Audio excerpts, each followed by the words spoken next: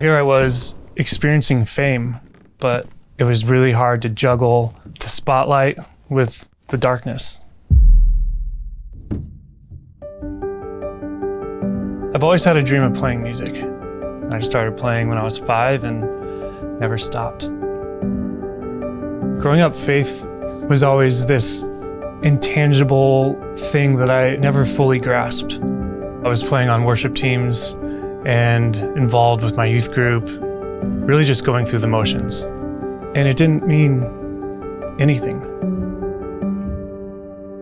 I randomly joined a local band, a new band, and almost overnight, it just took off and it changed my life really fast. I turned 18, had just signed a major label record deal. Tours were already selling out before we left. It was kind of like this storybook start. And for about the next 16 years, I was living in and out of LA. I was playing in successful bands. I was touring the world, hanging out with models, all of it. I got all of it.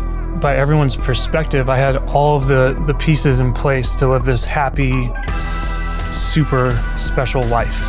But it was so chaotic.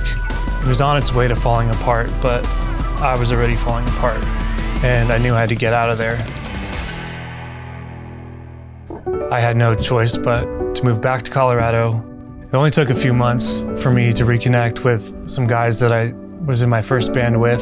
Within a few weeks, we had a charting single at radio across the US.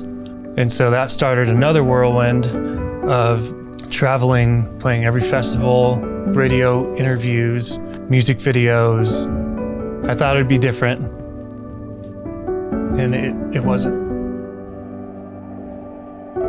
Got a record executive taking us out to $2,000 dinners and shopping sprees and buying us hotel suites that we were trashing. Or I ended up at some wild party. I was experiencing all these things that are glorified in movies, and I wanted to do it my way. I didn't want God to be a part of it. I already went through the God thing.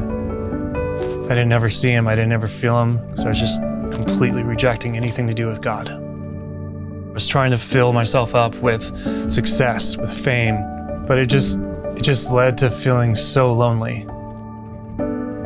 My whole identity had been tied to being this rock star. A lot of people dream of even just getting that opportunity once. And here I am at my third chance, back at the hotel room, just sitting on the floor, crying, wondering why I'm so miserable. I think I'd finally had enough and decided I gotta try something totally different. I didn't want to go to church. I didn't want to talk to anyone, but I always in the back of my mind was, at least I got Flatirons. And I'd come, I'd sit in the back and walk out wearing sunglasses to hide that I was crying. And it was right around that time that a friend on the worship team here called me to come fill in on piano. I actually had a panic attack driving here to rehearsal and had to pull over and talk to my dad. So I showed up on Sunday and I experienced something so different playing piano. And I was crying, full crying. And I felt this peace and this purpose.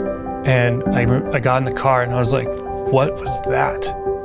I don't know if that was God, but I wanted more of that.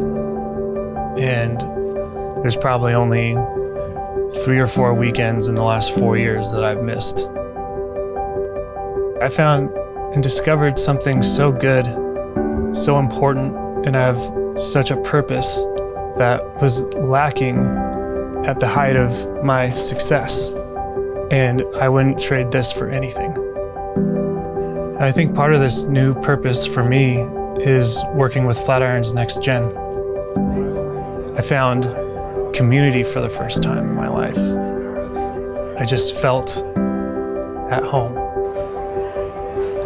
My story is one of renewal, and the definition of renewal is the repair of something worn out run down and broken. It's just funny how God works, that the one thing that I was completely opposed to is now the best thing I have in my life.